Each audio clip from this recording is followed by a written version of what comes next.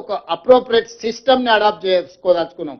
మేము రాజకీయ కక్షాపూరితమైన చర్యలు చేపట్టినట్టు, లేకపోతే ఎవరి మీదనో వ్యక్తిగతంగా ద్వేషంతో నిర్ణయాలు తీసుకున్నట్టు ఏమాత్రం చర్చలకు తావు ఇవ్వకుండా ఈ ప్రభుత్వము పారదర్శకంగా పనిచేయాలనుకుంటుంది. కాబట్టి ఈరోజు అన్ని వివరాలను మీ ముందు పెట్టడం జరిగింది.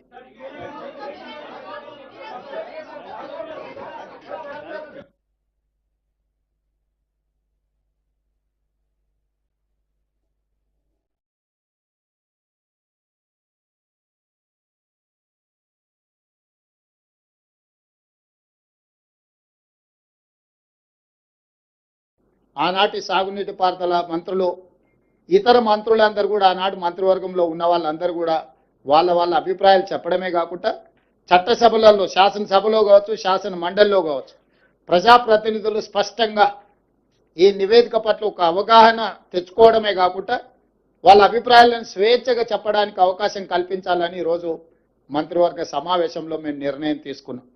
అందుకే ఈ 665 పేజీల నివేదికను తొందరలోనే శాసనసభ, శాసన మండలి సమావేశాలను ఏర్పాటు చేసి అక్కడ ఈ నివేదికను ప్రవేశపెట్టి అందరి అభిప్రాయాలు పరిగణలోకి తీసుకున్న తర్వాత భవిష్యత్ కార్యాచరణను, కమిషన్ సూచించిన సూచనలను అమలు చేయడానికి ప్రభుత్వం ముందుకు వెళ్తుంది. ఎవరది? అవునా, న్యాచురల్ కదా, వాళ్ళు అదే విధంగా మాట్లాడతారు కదా, వేరే రకంగా ఎందుకు మాట్లాడతారు? ఒకవేళ అదే అయితే ఆ కమిషన్ ముందుకెళ్ళి వాళ్ళు ఎందుకు సమాచారం ఇచ్చిండ్రు, వాళ్ళు ఎందుకు వాదనలు వినిపించిండ్రు? తమకు అనుకూలంగా ఉంటే ఒక రకంగా, తమ తప్పులను ప్రశ్నిస్తే ఇంకొక రకంగా మాట్లాడడం అనేది మొదటి నుంచి వాళ్ళకున్న అలవాటు. ఈరోజు మేము కమిషన్ని వాళ్ళు తప్పుపడుతుండ్రు. ఇంతకుముందు బట్టి విక్రమార్క గారు స్పష్టంగా చెప్పారు, ఇది ఒక రాజకీయ పార్టీ నివేదికను, రాష్ట్ర ప్రభుత్వ నివేదిక కాదు, independent judicial enquiry report headed by Pinaki Chandra Ghosh, eminent personality. ఈ headed as a supreme court judge, Lokpal chairperson, ఇలాంటి ప్రధానమైన బాధ్యతలు నిర్వహించిన వ్యక్తి 16 నెలలు అందరికి అవకాశం ఇచ్చి వాళ్ళు చెప్పుకోవడానికి అందరికీ సమానమైన అవకాశాలు కల్పించి ఈరోజు నివేదిక ఇచ్చిండు. కాబట్టి ఆ నివేదిక మీద ఇంకా ఎవరు ఏ రకంగా మాట్లాడతారు, ఏ రకంగా విశ్లేషణ ఇస్తారు అనేది వాళ్ళ విజ్ఞతకే నేను వదిలేస్తున్నా.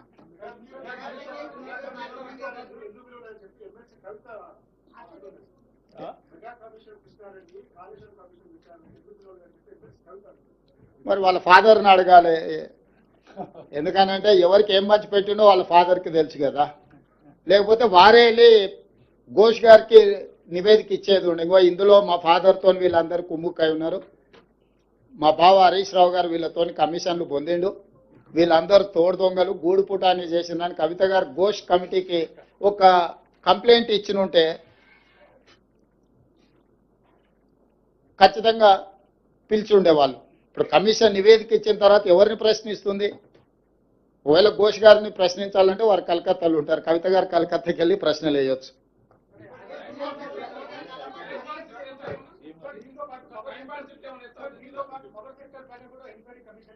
ఉన్నది ఈ రోజు. ఇప్పుడు రాహుల్ దీనికి కన్ఫైన్ అవుదాం.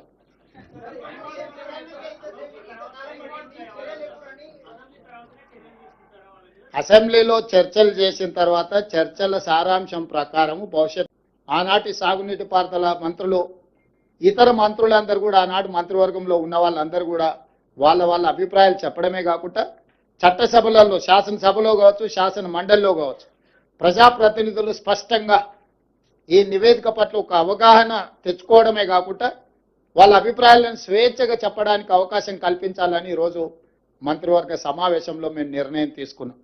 అందుకే ఈ 665 పేజీల నివేదికను తొందరలోనే శాసనసభ, శాసన మండలి సమావేశాలను ఏర్పాటు చేసి అక్కడ ఈ నివేదికను ప్రవేశపెట్టి అందరి అభిప్రాయాలు పరిగణలోకి తీసుకున్న తర్వాత భవిష్యత్ కార్యాచరణను, కమిషన్ సూచించిన సూచనలను అమలు చేయడానికి ప్రభుత్వం ముందుకు వెళ్తుంది.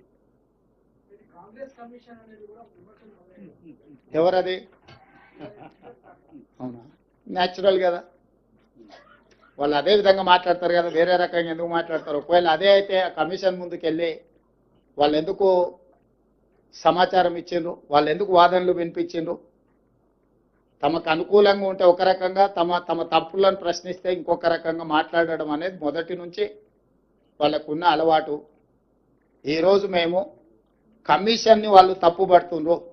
ఇంతకుముందు బట్టి విక్రమార్క గారు స్పష్టంగా చెప్పారు, ఇది ఒక రాజకీయ పార్టీ నివేదికను, రాష్ట్ర ప్రభుత్వ నివేదిక కాదు, independent judicial enquiry report headed by Pinaki Chandra Ghosh, eminent personality. He headed as a Supreme Court judge, Lokpal chairperson. ఇలాంటి ప్రధానమైన బాధ్యతలు నిర్వహించిన వ్యక్తి 16 నెలలు అందరికి అవకాశం ఇచ్చి వాళ్ళు చెప్పుకోవడానికి అందరికీ సమానమైన అవకాశాలు కల్పించి ఈరోజు నివేదిక ఇచ్చిండు. కాబట్టి ఆ నివేదిక మీద ఇంకా ఎవరు ఏ రకంగా మాట్లాడతారు, ఏ రకంగా విశ్లేషణ ఇస్తారు అనేది వాళ్ళ విజ్ఞతకే నేను వదిలేస్తున్నా.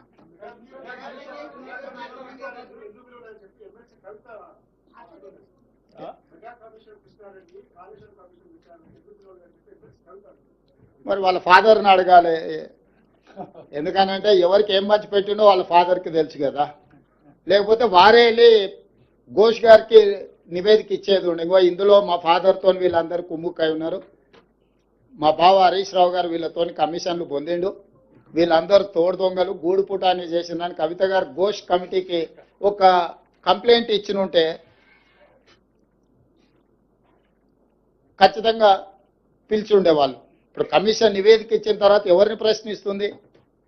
ఒకవేళ ఘోష్ గారిని ప్రశ్నించాలంటే వారు కలకత్తాలో ఉంటారు, కవిత గారు కలకత్తాకి వెళ్ళి ప్రశ్నలు వేయవచ్చు.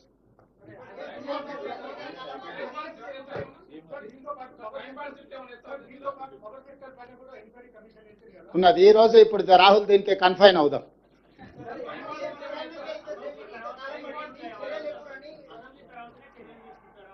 అసెంబ్లీలో చర్చలు చేసిన తర్వాత చర్చల సారాంశం ప్రకారం భవిష్యత్ ఆనాటి సాగునీటి పారుదల మంత్రులు, ఇతర మంత్రులందరూ కూడా, ఆనాటి మంత్రివర్గంలో ఉన్న వాళ్ళందరూ కూడా వాళ్ళ అభిప్రాయాలు చెప్పడమే కాకుండా